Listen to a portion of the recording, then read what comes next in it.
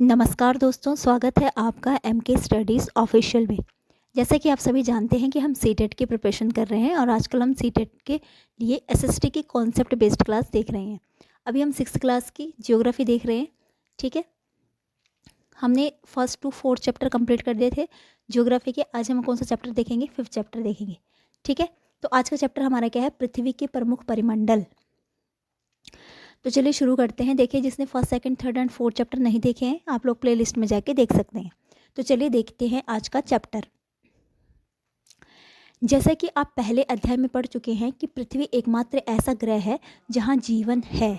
मानव यहां जीवित रह सकता है क्योंकि जीवन के लिए आवश्यक तत्व भूमि, जल तथा हवा पृथ्वी पर मौजूद है। पृथ्वी की सतह ऐसी है जिसमें पर्यावरण के 3 महत्वपूर्ण घटक आपस में मिलते हैं तथा एक दूसरे को प्रभावित करते हैं। पृथ्वी का ठोस भाग जिस पर हम रहते हैं उसको क्या कहते हैं? भूमंडल कहते हैं। ठीक है, जहाँ पर हम रहते हैं उसको क्या कहते हैं? भूमंडल। गैस की परतें जो पृथ्वी के चारों ओर घेरती है पृथ्वी को, उसको क्या कहते हैं? वायुमंडल कहते हैं। ठीक है, जहाँ ऑक्सीजन, नाइट्रोजन, कार्बन डाइऑक्साइड और दूसरी गैसें पाई जाती हैं। पृथ्वी के बहुत बड़े भाग पर जल पाया जाता है जिसे कि जलमंडल कहा जाता है। जलमंडल में जल की सभी अवस्थाएं जैसे कि बर्फ, जल और जलवाष्प सम्मिलित होते हैं। जीवमंडल एक सीमित क्षेत्र है जहाँ स्थल, जल और हवा एक साथ मिलते हैं। वहाँ सभी प्रकार के जीवन पाए जाते हैं। उसको क्या कहते हैं? जीवमंडल कहते हैं। ठीक है, तो यानी कि भूमंडल क्या है? जहाँ पे पृथ्वी का ठोस भाग को भूमंडल कहते हैं। पृथ्वी के चारों ओर जो गैस होती हैं उनको वायुमंडल कहते हैं। ठीक है, इसके अलावा जो पृथ्वी का जो बड़ा भाग है जिसको कि जल ने घेरा हुआ है उसे जलमंडल कहते हैं। ठीक है, जलमंडल में जल की सभी अवस्थाएं जैसे कि बर्फ, जल और जलवाष्प सम्मिलित होते हैं। ठीक है, बर्फ़ आपको पता है जब बहुत ज़्यादा ठंडी हो जाती है, जल बहुत ठंडा हो जाता है तो बर्फ़ बन जाती है। ठीक है, जल के रूप में भी होता है और जलवाष्प। ठीक है, जब बहुत ज़्यादा गर्मी होती है तो जलवाष्प बन के बादल बन जाते हैं। ठीक है, जैसे कि आपने पढ़ा ही है जल चक्र के बारे में। ठीक है, इसके अलावा जीवमंडल एक सीमित क्षेत्र है जहाँ जल, स्थल और हवा एक साथ मिलते हैं और जहाँ सभी प्रकार के जीवन पाए जाते हैं। सबसे पहले हम किसके बारे में पढ़ेंगे? भूमंडल के बारे में। ठीक है, जहाँ पे हम रहते हैं। पृथ्वी के ठोस भाग को भूमंडल कहा जाता है। ये भू परपटी की चट्टानों एवं मिट्टी की पतली परतों का बना होता है जिसमें जीवों के पोषक तत्व पाए जाते हैं। पृथ्वी की सतह को 2 मुख्य भागों में बांटा जा सकता है। बड़े स्थलीय भूभागों को महाद्वीप के नाम से जाना जाता है। ठीक है, जो बड़े बड़े भूभाग हैं उनको क्या कहते हैं? महाद्वीप कहते हैं। ठीक है, जैसे एशिया महाद्वीप हो गया है ना, तथा बड़े जलाशयों को महासागरीय बेसिन कहते हैं। ठीक है, जो बड़े बड़े महासागर हैं उनको क्या कहते हैं? महासागरीय बेसिन के नाम से जाना जाता है। विश्व के सभी महासागर आपस में एक दूसरे से जुड़े हुए हैं। विश्व के मानचित्र को देखिए, क्या सभी स्थलीय भूभाग एक दूसरे से आपस में जुड़े हुए हैं? समुद्री जल का तल सभी जगह समान होता है। ठीक है, स्थल की ऊंचाई को समुद्र तल से मापा जाता है। क्यों मापा जाता है? क्योंकि जो समुद्र का तल है सभी जगह एक जैसा होगा। ठीक है, तो जिसे क्या माना जाता है? शून्य माना जाता है। ठीक है, अब हम सबसे पहले क्या करते हैं? देखिए, विश्व को सबसे ऊंचा शिखर माउंट एवरेस्ट। ठीक है, जो विश्व का सबसे ऊंचा शिखर कौन सा है? माउंट एवरेस्ट है, जो कि कहाँ पे है? नेपाल में। ठीक है, उसको उसका समुद्री तल से कितनी ऊंचाई पे है वो? ठीक है, वो है हमारा 8,848 ऊंचाई पे। ठीक है, तो कितना ऊंचा है हमारा माउंट एवरेस्ट? समुद्री तल से कितना ऊंचा है? 8,848 मीटर ऊंचा है। ठीक है, विश्व का सबसे गहरा भाग है जो, वो प्रशांत महासागर का है। ठीक है, और उसको क्या कहा जाता है? मेरियाना गर्त कहा जाता है। ठीक है, तो विश्व का सबसे गहरा भाग प्रशांत महासागर का मेरियाना गर्त है। ठीक है, जिसकी गहराई कितनी है? 11,022 मीटर। ठीक है, देखिए, तो ये हमारा हो गया एवरेस्ट, और मतलब एवरेस्ट से भी बहुत ऊंची गहराई वाला। ठीक है, मेरियाना गर्त है यहाँ पे। कहाँ पे? प्रशांत महासागर में, जिसकी गहराई कितनी है? 11,022 मीटर। क्या आपने कभी कल्पना की है कि समुद्र की गहराई पृथ्वी के सबसे ऊंचे भाग में इतनी अधिक भी हो सकती है? ठीक है, तो ये देखिए कितना, मतलब कितना गहरा होगा समुद्र, है ना? इस बात से अंदाज़ा लगा सकते हैं। नेक्स्ट हम देखते हैं महाद्वीप। सबसे पहले हम क्या करते हैं? एक हमारा डायग्राम है उसको समझ लेते हैं, इससे हमें ईजिली समझ आ जाएंगे महाद्वीपों के बारे में। ठीक है, तो देखिए ये हमारा है महाद्वीप। ठीक है, कितने महाद्वीप होते हैं टोटल? टोटल होते हैं हमारे 7 महाद्वीप। कौन कौन से हैं? देखिए, पहले हम इनको बारे में अच्छे से समझ लेते हैं, फिर इसके बारे में पढ़ेंगे। ठीक है, देखिए हमारा एशिया हो गया, यूरोप महाद्वीप हो गया, उत्तर अमेरिका हो गया, दक्षिण अमेरिका हो गया, अफ्रीका हो गया, ऑस्ट्रेलिया हो गया। ठीक है, टोटल होते हैं हमारे, और ये हमारा अंटार्कटिका हो गया। ठीक है, टोटल कितने हैं? 7। 1 2 3 4 5 6 और 7। ठीक है, ठीक है। अब जो हम क्या देख रहे हैं, ये हमारी क्या है, भूमध्य रेखा है, ये बीच की है, जो जिसको 0 डिग्री भी कहा जाता है, विषुवत रेखा भी कहा जाता है। ये हमारी मकर रेखा होती है, ये हमारी कर्क रेखा होती है। ठीक है। अब हम क्या देख रहे हैं कि ये जो भूभाग है, ये भूभाग ही तो है, जो ये महाद्वीप है। ठीक है। यहाँ पे क्या है, ये धरती है ना। तो यहाँ पे क्या है, ये देखिए, ये हमारा उत्तरी गोलार्ध है, हमारा दक्षिणी गोलार्ध है। तो ये ये हमारा क्या है, भूमध्य रेखा है। तो आप देख सकते हैं कि जो ज़्यादा भूभाग कहाँ पे है, उत्तरी गोलार्ध में पाया जाता है ना। सबसे पहले हम एशिया को देखते हैं। देखिए, एशिया है जो विश्व का सबसे बड़ा महाद्वीप है, और कुल क्षेत्रफल का, यानी कि सभी देशों का क्षेत्रफल का 1/3 केवल एशिया ही है। ठीक है। इतना मतलब इतना बड़ा है एशिया। ठीक है। यह महाद्वीप है जो, ये पूर्वी गोलार्ध में स्थित है। देख सकते हैं आप, ये हमारा पश्चिमी गोलार्ध है। ठीक है। यहाँ पे होती है मेन, बीच में है ना, देशांतर की जो मेन लाइन होती है वो यहाँ पे होती है, ग्रीनविच रेखा। ठीक है। ये हमारा पूर्वी गोलार्ध है, ये हमारा पश्चिमी गोलार्ध है। तो हम क्या देख रहे हैं कि जो एशिया किस में आता है, पूर्वी गोलार्ध में आता है। कर्क रेखा देख रहे हैं आप। ठीक है। कर्क रेखा इससे होकर गुजरती है। ठीक है। और यहाँ पे है हमारा यूराल पर्वत। ठीक है। यूराल पर्वत है जो, ये एशिया के पश्चिम में पड़ता है, और ये यूरोप और एशिया को क्या करता है, अलग करता है। ठीक है। और ये जो आपस में एशिया और यूरोप का जो भाग है, इसको क्या कहते हैं, यूरेशिया कहते हैं, जो आपस में मिलता है। ठीक है। इसको यूरेशिया के नाम से जाना जाता है, यानी कि यूरोप प्लस एशिया, यानी कि यूरेशिया। ठीक है। अब हम देखते हैं यूरोप। यूरोप है जो, ये देखिए, एशिया के मुकाबले काफ़ी छोटा देश है यूरोप, है ना। यह महाद्वीप है जो, यह महाद्वीप एशिया के पश्चिम में स्थित है। जैसे कि आप देख सकते हैं, यहाँ पे हमारा एशिया है, ये क्या है, एशिया के पश्चिम में स्थित है। ठीक है। और ये 3 तरफ किससे घिरा हुआ है, जल से घिरा हुआ है। देख सकते हैं आप। ठीक है। तीनों तरफ किससे घिरा हुआ है, ये जल से घिरा हुआ है। ठीक है। नेक्स्ट हमारा क्या है, अफ्रीका। अफ्रीका है जो हमारा, ये क्या है, ये दूसरा सबसे बड़ा महाद्वीप है। ठीक है। अफ्रीका सबसे बड़ा कौन सा है, एशिया है, और उसके बाद कौन सा है, अफ्रीका। ये दूसरा सबसे बड़ा महाद्वीप है। ठीक है। आप देख सकते हैं कि ये हमारी कर्क रेखा है, ये हमारी 0 डिग्री भूमध्य रेखा, ये इसके बीचों बीच होकर गुजरती है ना। इसके अलावा मकर रेखा, तो ये इकलौता ऐसा महाद्वीप है जिससे कर्क रेखा, मकर रेखा और 0 डिग्री, ठीक है, यानी कि भूमध्य रेखा, तीनों रेखाएं होकर गुजरती हैं। ठीक है। अब हम देख रहे हैं कि ये हमारी भूमध्य रेखा है। ठीक है। तो जो अफ्रीका है, अफ्रीका का ज़्यादा पार्ट कहाँ पे आता है, ये हमारा उत्तरी गोलार्ध में आता है। ठीक है। ये हमारा उत्तरी गोलार्ध हो गया, हमारा दक्षिणी गोलार्ध हो गया, है ना। तो जो ज़्यादा भूभाग की साइड है, उत्तरी गोलार्ध की साइड है। ठीक है। ठीक है। उसके बाद हमारा इसके जो सबसे बड़ा सहारा रेगिस्तान है, वो भी कहाँ पे है, वो भी हमारा अफ्रीका में ही पड़ता है। ठीक है। यह महाद्वीप है जो चारों तरफ से किससे घिरा हुआ है, समुद्रों और महासागरों से, जैसे कि आप देख सकते हो, है ना। इसके अलावा इसमें सबसे जो लंबी नदी है दुनिया की, जो नील नदी है, वो कहाँ पे है, वो भी अफ्रीका से होकर गुजरती है। ठीक है। तो ये थे हमारे अफ्रीका के फैक्ट्स। उसके बाद हम देखते हैं उत्तर अमेरिका को। उत्तर अमेरिका है जो विश्व का सबसे तीसरा बड़ा महाद्वीप है। पहला कौन सा, एशिया है, दूसरा अफ्रीका है, और तीसरा क्या हमारा उत्तर अमेरिका है। ठीक है। यह दक्षिण अमेरिका के साथ क्या किससे जुड़ा हुआ है, ये देखिए आप यहाँ पे किससे जुड़ा हुआ है, ये एक संकरित स्थल से जुड़ा हुआ है। ठीक है। और इसको क्या कहते हैं, इसको पनामा स्थल संधि कहते हैं। ठीक है। जो उत्तर अमेरिका और दक्षिण अमेरिका को जोड़ती है, छोटे सा जो स्थल भाग है, इसको क्या कहते हैं, इसको पनामा स्थल संधि कहते हैं। ठीक है। यह महाद्वीप है जो, ये क्या करता है, ये देखो, उत्तर अमेरिका क्यों बोलते हैं, क्योंकि पूरी तरह से उत्तरी गोलार्ध में पड़ता है ना। और दक्षिण अमेरिका इसलिए कहते हैं क्योंकि दक्षिण गोलार्ध के में ज़्यादा पड़ता है ना। यह महाद्वीप है जो, ये भी क्या है, तीनों साइड हमारा क्या है, जलाशय से घिरा होता है। और ये किस साइड पड़ते हैं, ये पश्चिम गोलार्ध की साइड पड़ रहे हैं। ठीक है। अब देखिए, दक्षिण अमेरिका है जो, इसका अधिकांश भाग दक्षिण गोलार्ध में, इसलिए इसको दक्षिण अमेरिका कहते हैं, सबसे पहली बात है। ठीक है। और इसके पूर्व पश्चिम में देखिए, एक तो हमारा यहाँ पे हमारा पड़ता है प्रशांत महासागर, और यहाँ पे हमारा पड़ता है ठीक है, अटलांटिक महासागर। तो दोनों तरफ से क्या है, बड़े बड़े महासागर हैं। ठीक है। इसके अलावा हमने क्या देख रहे हैं यहाँ पे, ये रेड कलर की पट्टी है जो इसके पश्चिम में है, एंडीज़ पर्वत कहते हैं इसको। ठीक है। तो ये क्या है, विश्व की सबसे लंबी पर्वत श्रृंखला है ये। ठीक है। और जो क्या है, अमेज़न नदी सुना है आप लोगों ने, सबसे बड़ी नदी है जो विश्व की, वो भी हमारी क्या, दक्षिण अमेरिका में से ही होकर गुजरती है, यहीं पे बहती है वो। ठीक है। उसके बाद आता है हमारा ऑस्ट्रेलिया। ऑस्ट्रेलिया विश्व का सबसे छोटा महाद्वीप है, और ये क्या है, ये देख सकते हो आप, ये उत्तरी गोलार्ध है, दक्षिणी गोलार्ध है, पूरी तरह से किसमें, दक्षिणी गोलार्ध में आता है ना। चारों तरफ से देखो महासागरों से घिरा हुआ है, और इसीलिए इसको क्या कहते हैं, द्वीप की तरह है, मतलब ये, ठीक है। तो इसको द्वीपीय महाद्वीप भी कहते हैं, ठीक है। और ये सबसे छोटा महाद्वीप है, ठीक है। सबसे बड़ा कौन सा है, एशिया, सबसे छोटा कौन सा है, ऑस्ट्रेलिया है, ठीक है। उसके बाद आता है हमारा अंटार्कटिका, ठीक है। अंटार्कटिका है जो, ये एक बहुत बड़ा महाद्वीप है, ठीक है। और ये पूरी तरह से क्या है, दक्षिण गोलार्ध में स्थित है, ठीक है। यहाँ पे हमारा उत्तरी ध्रुव होता है, यहाँ पे हमारा दक्षिण ध्रुव होता है ना। तो जो दक्षिण ध्रुव है इसके बीच बीच में पड़ता है, ठीक है, बीच में पड़ता है, ठीक है।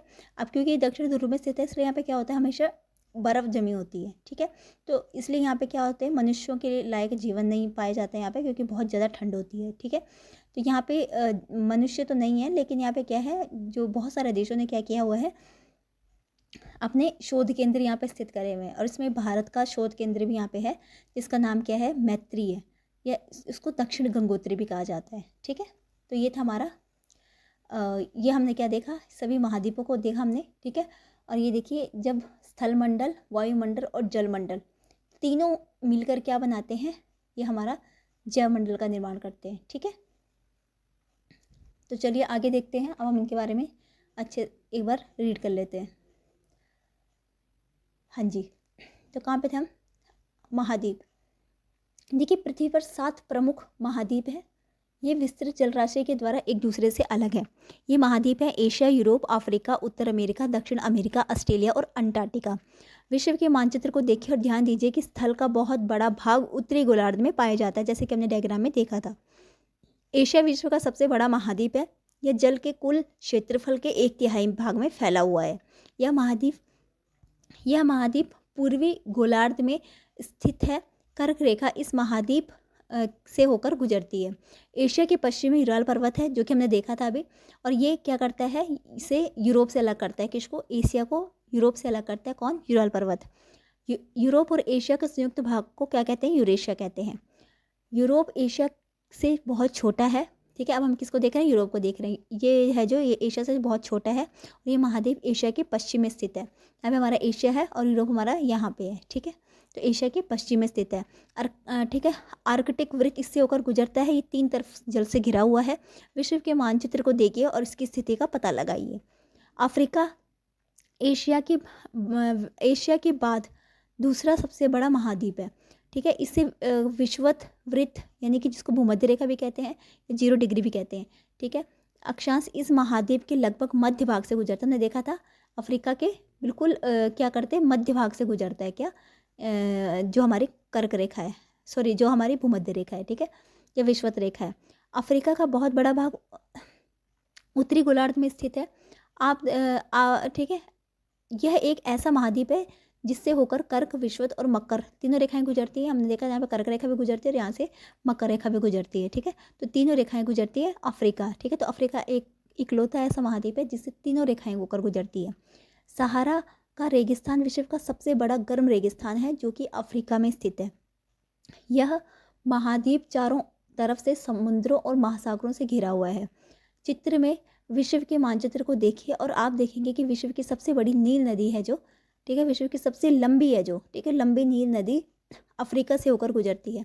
अफ्रीका का मानचित्र देखिए और बताइए कि कर्क रेखा, मकर रेखा और विषुवत रेखा इसके लगभग किन भागों से होकर गुजरती है। उत्तर अमेरिका विश्व का तीसरा अब हम किसको पढ़ रहे हैं, उत्तर अमेरिका, ठीक है। उत्तर अमेरिका विश्व का तीसरा बड़ा महाद्वीप है। यह दक्षिण अमेरिका से एक संकरे स्थल से जुड़ा हुआ है, जैसे कि हमने देखा था, जिसको क्या कहते हैं, पनामा स्थल संधि कहते हैं, ठीक है।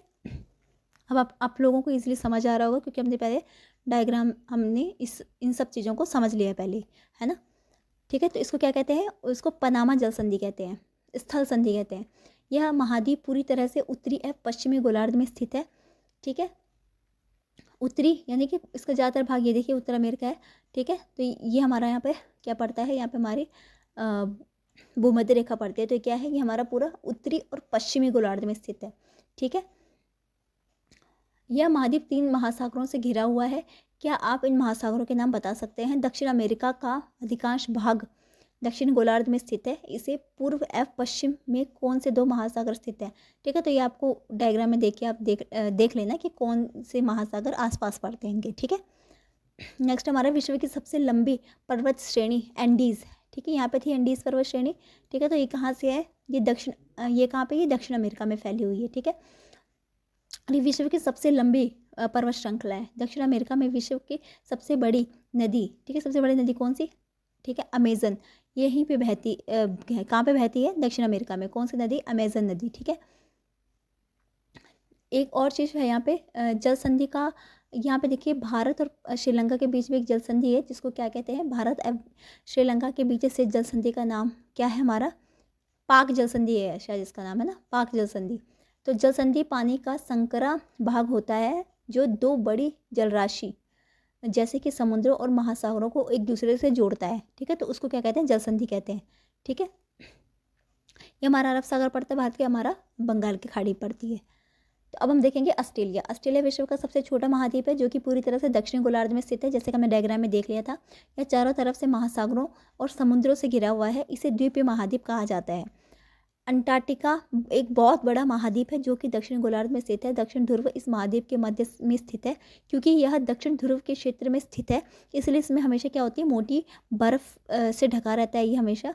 यहाँ किसी भी प्रकार का स्थायी मानव निवास नहीं है। क्यों, क्योंकि बहुत ज़्यादा ठंड होती है, बहुत मोटी मोटी परतें जमी होती हैं यहाँ पे बर्फ़ की, ठीक है। बहुत से देशों के शोध केंद्र यहाँ स्थित है। भारत के भी शोध केंद्र यहाँ स्थित है। इसका नाम क्या है, मैत्री, या इसको दक्षिण गंगोत्री भी कहा जाता है, ठीक है। तो इस ये अच्छे से पढ़ लेना चैप्टर, इसमें बहुत सारे फैक्ट हैं इंपॉर्टेंट, ठीक है। नेक्स्ट हमारा क्या है, जलमंडल। पृथ्वी को नीला ग्रह कहा जाता है, ठीक है, क्योंकि यहाँ पे क्या है 71% भाग जल और 29% भाग स्थल है, ठीक है। जलमंडल में जल के सभी स्वरूप स्थित हैं। इसमें महासागर, नदियाँ, झीलें, हिम नदियाँ, भूमिगत जल, वायुमंडल के जलवाष्प सभी सम्मिलित हैं। पृथ्वी पर पाए जाने वाले जल का 97% से अधिक भाग महासागरों में पाया जाता है। अब यह इतना अधिक खारा होता है कि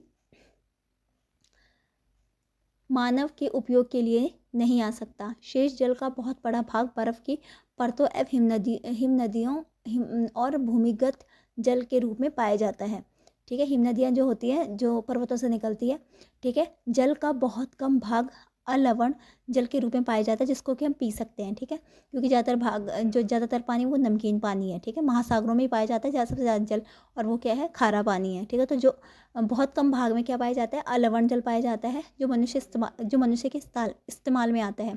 यही कारण है कि नीले ग्रह में रहने के बावजूद भी हम पानी की कमी को महसूस करते हैं। महासागर जलमंडल के मुख्य भाग हैं। ये आपस में एक दूसरे से जुड़े हुए हैं। महासागरीय जल हमेशा गतिशील रहता है। तरंगे, ज्वार भाटा, महासागरीय धाराएं। महासागरीय जल की 3 प्रमुख गतियां हैं। बड़े छोटे आकार के आधार पर क्रमशः 5 महासागर प्रमुख है। सबसे बड़ा महासागर कौन सा है, कितने महासागर है, 5 महासागर है। सबसे बड़ा हमारा प्रशांत महासागर है, उसके बाद हमारा अटलांटिक महासागर है, उसके बाद 3rd नंबर पे हिंद महासागर, 4th नंबर पे दक्षिण महासागर, और 5th नंबर पे आता है हमारा आर्कटिक महासागर, ठीक है। प्रशांत महासागर सबसे बड़ा महासागर है। ये पृथ्वी के 1/3 भाग पर फैला हुआ है। पृथ्वी का सबसे गहरा भाग मेरियाना गर्त, ठीक है, जो प्रशांत महासागर में ही स्थित है, जिसकी ऊंचाई हमने पहले देख ली थी, 11,000 कुछ थी, है ना, 11,044 के लगभग थी शायद। प्रशांत महासागर लगभग वृत्ताकार है। एशिया, ऑस्ट्रेलिया, उत्तर अमेरिका और दक्षिण अमेरिका इसके चारों ओर स्थित है, ठीक है। प्रशांत महासागर के चारों ओर इन द्वीपों की स्थिति का पता लगाइए।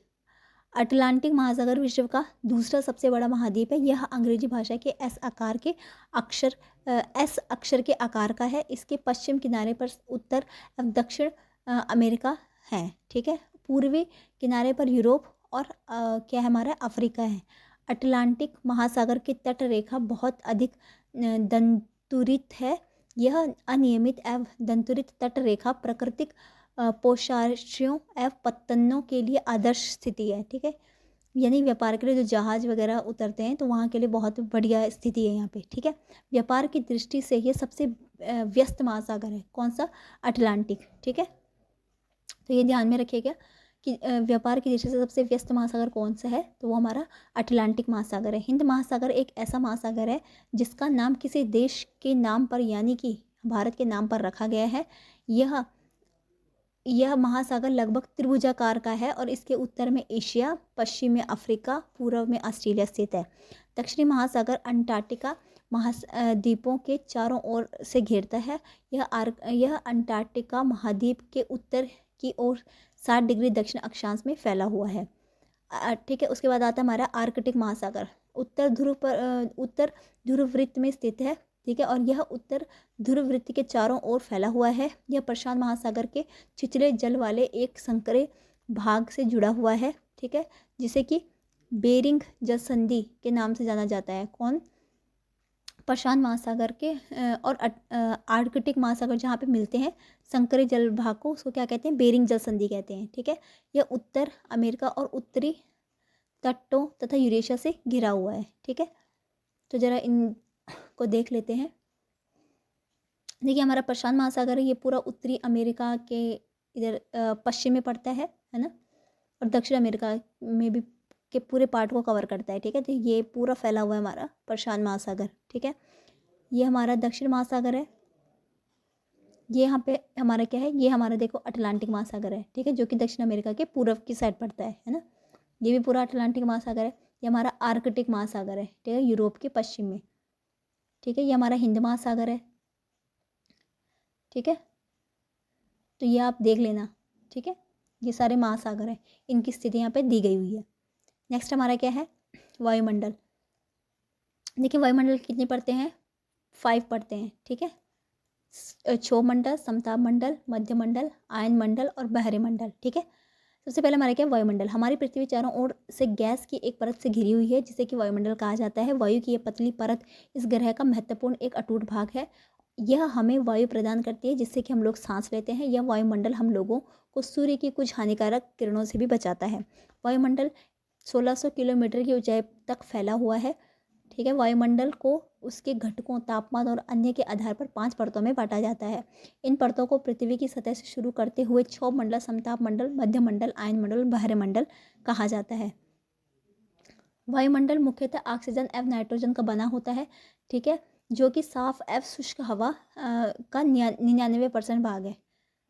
आयतन के अनुसार नाइट्रोजन 78% है। ठीक है, तो वायुमंडल में नाइट्रोजन सबसे ज़्यादा है। कितनी परसेंट है? 78%। और ऑक्सीजन कितनी है?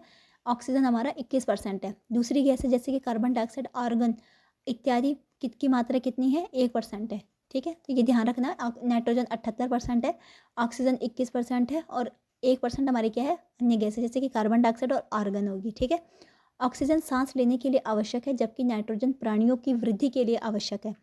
कार्बन डाइऑक्साइड यदि भी बहुत कम मात्रा में है, लेकिन यह पृथ्वी के द्वारा छोड़ी गई ऊष्मा को अवशोषित करती है। ठीक है, जो पृथ्वी गर्मी छोड़ता है वो क्या करती है?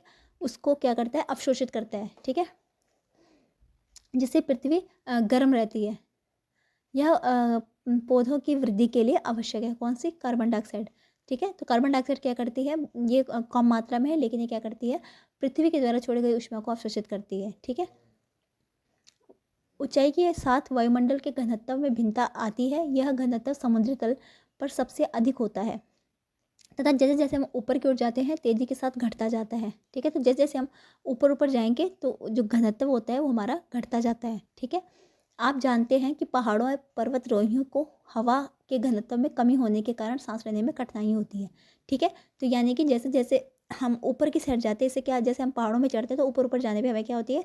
ऑक्सीजन कम फील होती है ना, हमें सांस लेने में तकलीफ होती है। तो वैसे जैसे हम वायुमंडल में ऊपर ऊपर जाएंगे तो हमें क्या होती है? ऑक्सीजन की कमी फील होती है। ठीक है, ऊंचाई पर सांस लेने के लिए उन्हें अपने साथ ऑक्सीजन सिलेंडर लेके जाना पड़ता है। जैसे जैसे हम ऊपर की ओर जाते हैं तापमान भी घटता जाता है। वायुमंडल पृथ्वी पर दबाव डालता है।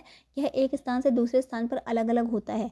कुछ क्षेत्रों में हमें अधिक दाब महसूस होता है, जबकि कुछ क्षेत्रों में कम दाब महसूस होता है। वायु उच्च दाब के निम्न दाब की ओर बहती है। गतिशील वायु को पवन कहा जाता है। ठीक है, अब ये भी इंपॉर्टेंट है कि वायु कहाँ बहती है? वायु उच्च दाब से निम्न दाब की ओर बहती है। ठीक है, ठीक है, तो वायु हमारा क्या क्या होती है? वायु उच्च दाब से निम्न दाब की ओर बहती है। तो ये हमारा इंपॉर्टेंट पॉइंट है। तो वायु गतिशील वायु को पवन कहा जाता है। अब हमारा है जीवमंडल। जीव मंडल स्थल, जल और हवा के बीच एक सीमित भाग है। यह वह भाग है जहाँ जीवन मौजूद है। ठीक है, यहाँ जीवों की बहुत सी प्रजातियां हैं, जो कि सूक्ष्म जीवों एवं बैक्टीरिया से लेकर बड़े स्तनधारियों के आकार में भी पाई जाती है। मनुष्य सहित सभी प्राणी जीवित रहने के लिए एक दूसरे से तथा जीवमंडल से जुड़े हुए हैं। जीव मंडल के प्राणियों को मुख्यतः दो भागों यानी कि जंतु जगत एवं पादप जगत में विभक्त किया गया है। पृथ्वी के ये तीनों परिमंडल आपस में पारस्परिक क्रिया करते हैं और एक दूसरे को किसी न किसी रूप से प्रभावित करते हैं। उदाहरण के लिए लकड़ी तथा खेती के लिए वनों को काटा जाए तो ढलुआ भाग पर मिट्टी का कटाव तेजी से होने लगता है। ठीक है, यानी कि वन भी जरूरी है। अगर आवश्यकता से अधिक वन काट दिए तो क्या होता है, मिट्टी खिसकने लगती है ना, जिसको कि भूस्खलन कहते हैं। इसी प्रकार प्राकृतिक आपदाएं जैसे भूकंप से पृथ्वी की सतह में परिवर्तन हो जाता है। हाल ही में सुनामी के कारण अंडमान और निकोबार द्वीप समूहों को कुछ भाग पानी में डूब गया। झीलों एवं नदियों से दूषित पदार्थों से प्रभावित होने से उनका जल मानव के इस्तेमाल के लायक नहीं रह जाता। यह जल दूसरे जीवों को भी नुकसान पहुंचाता है। उद्योगों, तापीय विद्युत संयंत्रों और गाड़ियों की उत्सर्जित पदार्थ वायु को प्रदूषित करता है। कार्बन डाइऑक्साइड वायु का एक महत्वपूर्ण घटक है, लेकिन कार्बन डाइऑक्साइड की मात्रा में वृद्धि के कारण पृथ्वी के तापमान में वृद्धि होती है। ठीक है, कार्बन डाइऑक्साइड तो इम्पोर्टेंट है, लेकिन ज़रूरत से ज़्यादा अगर हो तो क्या होता है, पृथ्वी पर गर्मी होने लग जाती है ना, तापमान बढ़ जाता है। इसे भूमंडलीय तापन कहा जाता है। इसलिए भूमंडल, वायुमंडल और जलमंडल के बीच के प्राकृतिक संतुलन को बनाए रखने के लिए प्रकृति के संसाधनों को सीमित उपयोग की आवश्यकता है। ठीक है, तो यानी कि हर चीज़ों को हमें बहुत केयरफुली यूज़ करना चाहिए ताकि जो संतुलन है धरती का वो बना रहे। ठीक है, अब हम क्या देखेंगे, देखिए ये वायुमंडल हमारा है, जो ये डायग्राम में आप देख सकते हैं। ठीक है, तो ये हमारा ऊपर वायुमंडल पड़ जाता है, नीचे स्थलमंडल है, ये हमारा जलमंडल है। ठीक है, अब हम इन 5 मंडलों के बारे में पढ़ते हैं जो वायुमंडल के विभिन्न पढ़ते हैं। तो इनको जरा डायग्राम के माध्यम से समझते हैं। तो देखते हैं,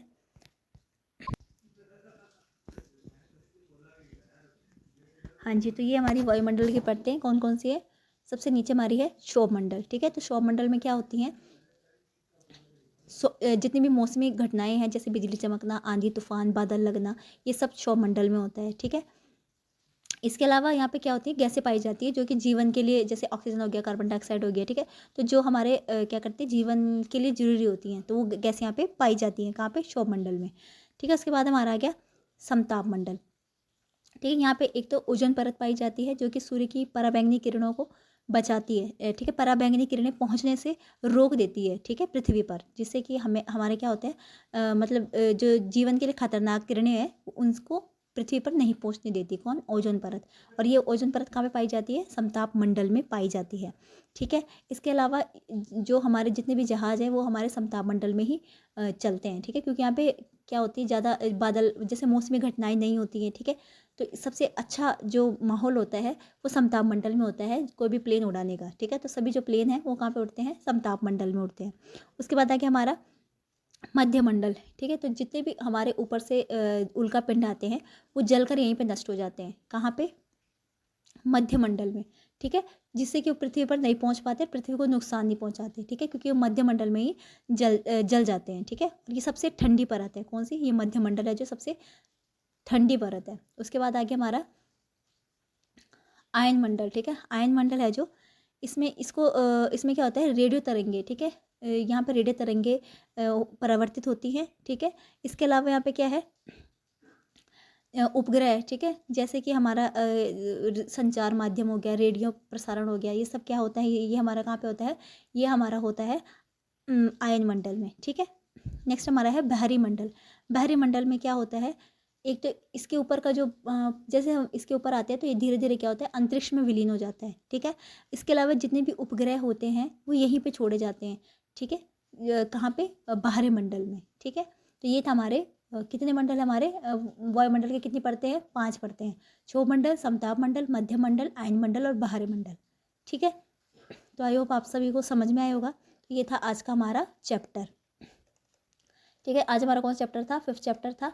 ठीक है, इसमें हमने क्या देखा, महाद्वीपों के बारे में देखा, महासागरों के बारे में देखा, और वायुमंडल के बारे में देखा, और वायुमंडल की परतों के बारे में देखा। ठीक है, तो ये क्या था हमारा वायुमंडल के प्रमुख परिमंडल आज का हमारा चैप्टर था। तो आई होप आप सभी को क्लास अच्छी लगी होंगी, समझ में आया होगा। देखिए, अगर आपको किसी भी पॉइंट में कोई डाउट होता है तो आप लोग कमेंट बॉक्स में लिख लिख देना, तो मैं उस चीज़ को अगले बार क्या करूँगी, नेक्स्ट क्लास में सॉल्व करवा दूँगी। अगर कहीं भी आपको कोई भी इशू होगा, ठीक है, तो नेक्स्ट क्लास में उसको अच्छे से समझा दूँगी। तो आई होप आप सभी को क्लासेस अच्छी लग रही होंगी। देखिए, अगर आपको क्लासेस अच्छी लगें तो लाइक कीजिए, शेयर कीजिए, सब्सक्राइब करें और बेल आइकन जरूर दबाएं, ताकि आपको हमारे नोटिफिकेशन टाइम टू टाइम मिलते रहें। मिलते हैं नेक्स्ट क्लास में, तब तक के लिए धन्यवाद।